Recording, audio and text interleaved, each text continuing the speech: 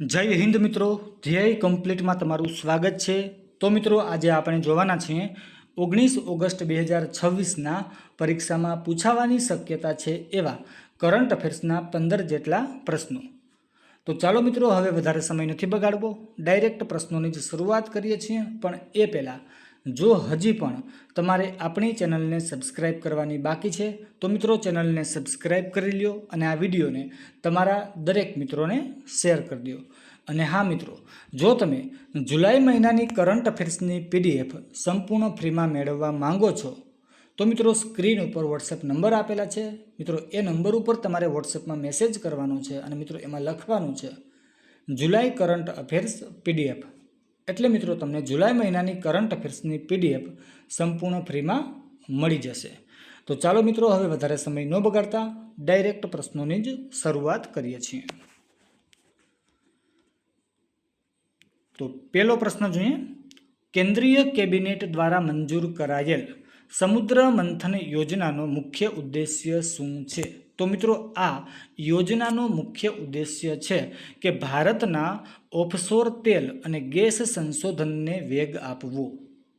ચાલો બીજો પ્રશ્ન જોઈએ, ભારતીય ટપાલ વિભાગે પ્રથમ વખત કયા સ્થળે ડ્રોન દ્વારા રાષ્ટ્રીય ધ્વજની સફળ ડિલિવરી કરી? તો મિત્રો એ સ્થળ છે મંડીથી રેહરધાર વચ્ચે। મિત્રો કયા રાજ્યમાં આવેલ છે આ બંને સ્થળ? તો કે હિમાચલ પ્રદેશમાં આવેલ છે। ચાલો ત્રીજો પ્રશ્ન જોઈએ, વડાપ્રધાન નરેન્દ્ર મોદીએ 80મા સ્વતંત્રતા દિવસ પર લાલ કિલ્લા પર કયો સાફો ધારણ કર્યો હતો? તો મિત્રો એ સાફો હતો રાજસ્થાની બાંધણીનો સાફો। મિત્રો આ સાફાનો કલર કેવો હતો? તો કે ઘાટો લાલ અને સફેદ કલરનો મિત્રો આ સાફો હતો। ચાલો ચોથો પ્રશ્ન જોઈએ, 2026માં ભારતીય સેના પ્રમુખ ધીરજ શેઠને કયા દેશની સેનાના ઓનરરી જનરલ રેન્કથી સન્માનિત કરવામાં આવ્યા? તો મિત્રો એ દેશ છે નેપાળ અને મિત્રો આ નેપાળના રાષ્ટ્રપતિ રામચંદ્ર પૌડેલ દ્વારા મિત્રો સન્માનિત કરવામાં આવ્યા છે। કઈ જગ્યાએ? નેપાળ તો ખરું જ, પણ નેપાળમાં કઈ જગ્યાએ?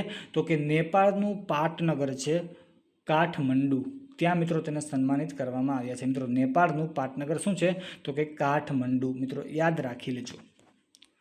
ચાલો પાંચમો પ્રશ્ન જોઈએ, તાજેતરમાં SBI રિસર્ચ રિપોર્ટ મુજબ નાણાકીય વર્ષ 2027ના પ્રથમ ત્રિમાસિક ગાળામાં ભારતનો અંદાજિત GDP વૃદ્ધિ દર કેટલો રહેશે? તો મિત્રો આ દર જે છે એ રહેવાનો છે 8%। એવો અંદાજ મિત્રો કોણે કરેલો છે? તો કે SBIએ કરેલો છે। મિત્રો આ અંદાજ RBIએ પણ કરેલો છે। એ કેટલો કરેલો છે? તો કે 7% જેટલો કરેલો છે। ઓકે, ચાલો મિત્રો શું લખેલ છે જોઈ લઈએ અહીંયા। આ અંદાજ ભારતીય રિઝર્વ બેંકના 7%ના અનુમાન કરતાં વધુ છે। મિત્રો RBIએ 7% અંદાજ કરેલો છે અને SBIએ કેટલો કરેલો છે? તો 8% કરેલો છે। ઓકે, ચાલો આગળ વધીએ અને છઠ્ઠો પ્રશ્ન જોઈએ, તાજેતરમાં ભારતીય અંતરિક્ષ સંશોધન સંસ્થા એટલે કે ISROએ 15 ઓગસ્ટ 2026ના રોજ પોતાનો કેટલામો સ્થાપના દિવસ ઉજવ્યો છે? તો મિત્રો 57મો સ્થાપના દિવસ ઉજવ્યો છે। મિત્રો જો આપણે ISROના પૂરા નામની વાત કરીએ તો ISROનું પૂરું નામ છે ઇન્ડિયન સ્પેસ રિસર્ચ ઓર્ગેનાઇઝેશન। મિત્રો ISROની સ્થાપના 15 ઓગસ્ટ 1969ના રોજ કરવામાં આવી હતી। કોના દ્વારા? તો કે ડૉક્ટર વિક્રમ સારાભાઈ દ્વારા।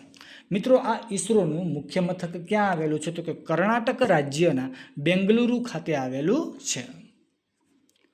ચાલો સાતમો પ્રશ્ન જોઈએ, ઓગસ્ટ 2026માં પૂર્વ વડાપ્રધાન અટલ બિહારી વાજપેયીની 21 ફૂટ ઊંચી પ્રતિમાનું અનાવરણ ક્યાં કરવામાં આવ્યું છે? તો મિત્રો એ છે ચિત્તોડગઢ ખાતે કરવામાં આવેલું છે। મિત્રો કયા રાજ્યમાં આવેલું છે ચિત્તોડગઢ? તો કે રાજસ્થાન રાજ્યમાં આવેલું છે। મિત્રો અનાવરણ રાજસ્થાનમાં કરવામાં આવ્યું ચિત્તોડગઢ ખાતે, પણ કોના દ્વારા? તો કે આપણા કેન્દ્રીય ગૃહમંત્રી અમિત શાહના હસ્તે કરવામાં આવેલું છે। અને મિત્રો આ સમયે ત્યાં રાજસ્થાનના મુખ્યમંત્રી ભજનલાલ શર્મા પણ ઉપસ્થિત રહ્યા હતા।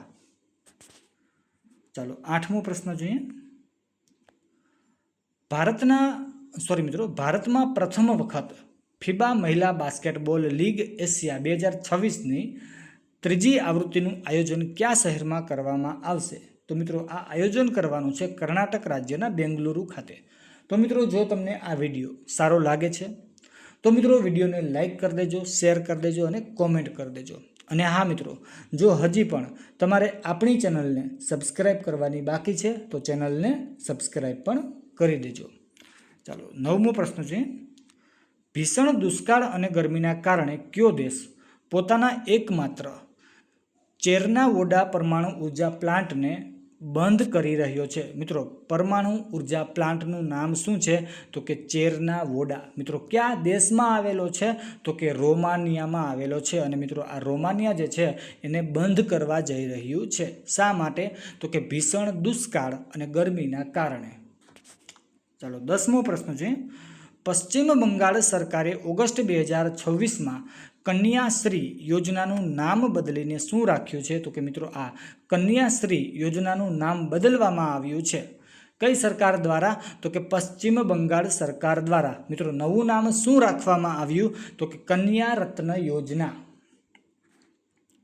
ચાલો, 11મો પ્રશ્ન જોઈએ, 80મા સ્વતંત્રતા દિવસે ભારતીય સેનાના કયા કૂતરાને મેન્શન ઇન ડિસ્પેચેસ વીરતા પુરસ્કારથી સન્માનિત કરવામાં આવ્યો છે? તો મિત્રો, એ કૂતરાનું નામ છે ટાયસન.